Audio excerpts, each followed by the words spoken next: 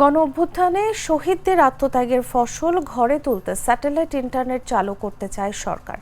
এ লক্ষ্যে খসড়া নির্দেশিকা চূড়ান্ত করতে জনগণের মতামত চেয়েছে বিটিআরসি। এই প্রক্রিয়ার সঙ্গে সংশ্লিষ্ট কর্মকর্তারা বলেছেন, স্যাটেলাইট ইন্টারনেট চালুর এই পদক্ষেপ ব্যাকহোলিং, দুর্যোগ ব্যবস্থাপনা ও গ্রাহকের ডেটা ব্যবহারের পাশাপাশি ডিজিটাল বিভাজন দূর করে সেতুবন্ধন নতুন দ্বার উন্মোচন সহায়ক হবে। কেননা এর মাধ্যমে ইলন মাস্কের স্টারলিংক এবং বিশ্বের শীর্ষস্থানীয় অন্য কোম্পানিগুলোর বাংলাদেশের বাজারে প্রবেশের পথ প্রশস্ত করতে পারে।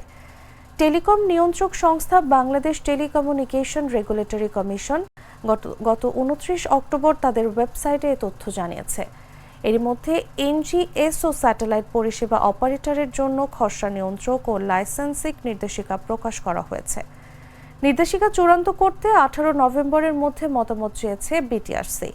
দেশে ডেটা পরিষেবায় বিপ্লব ঘটাবে বিবেচনায় দেশের মোবাইল ফোন অপারেটর এবং অন্য স্টেক হোল্ডাররা স্যাটেলাইট ইন্টারনেট চালুর পদক্ষেপে স্বাগত জানিয়েছে।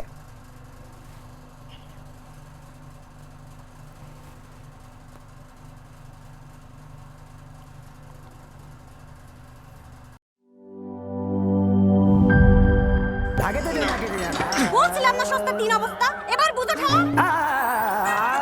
ভালো টিউবওয়েল যে কেন না, এবার বোঝো মজা। আগেই কইছিলাম দেশের আরএফএল টিউবওয়েল নাও। এবার আর ভুল নাই, আরএফএল ছাড়া উপায় নাই। অল্প চাপে বেশি পানির জন্য আরএফএল।